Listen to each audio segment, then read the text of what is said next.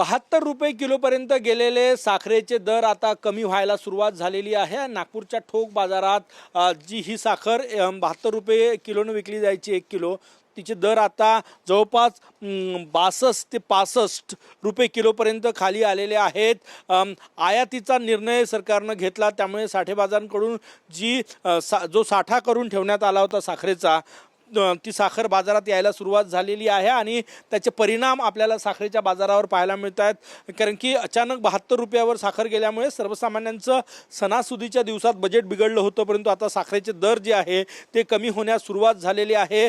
नागपुरात आजचा दर जो अपडेट होऊन येईल थोड्या वेळात, तो दर असेल 62 ते 65 रुपये किलोपर्यंत दर असेल।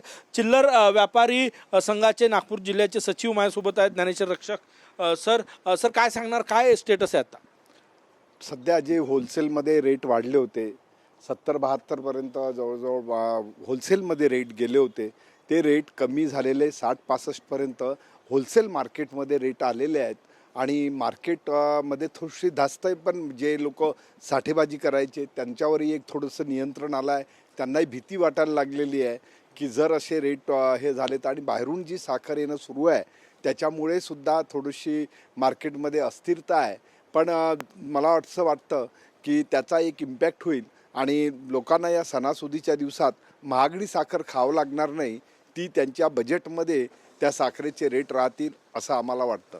सर, साखर ₹72 गेली होती, आजचे दर ठोक बाजारात किती आहे आणि ते किरकोळ बाजारापर्यंत किती येणार आहे आणि आणखी कमी होऊ शकते का यापेक्षा? नाही, आता होलसेल काय असतं, तेल आणि साखर हे दोन असं मार्केट आहे की ज्याच्यामध्ये रोज तेजीबंदी होत राहते, रोज कमी जास्तपणा होत राहतो।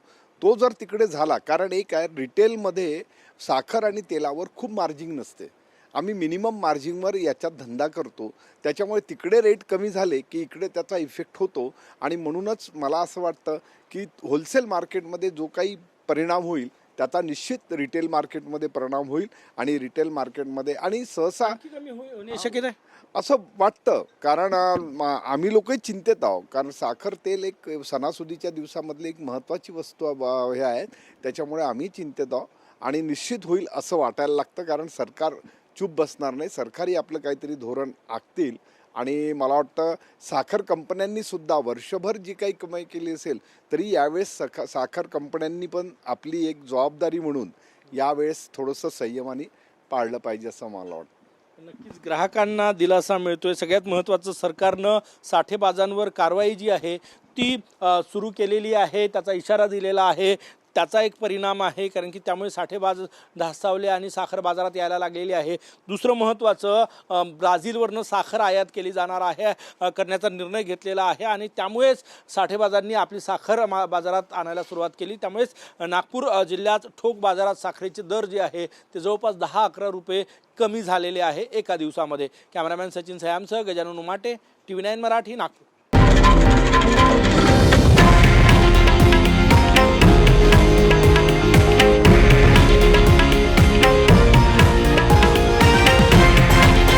हे आहे देशातील नंबर 1 न्यूज नेटवर्क आणि आपण पाहत आहात TV9 मराठी, एकमेव।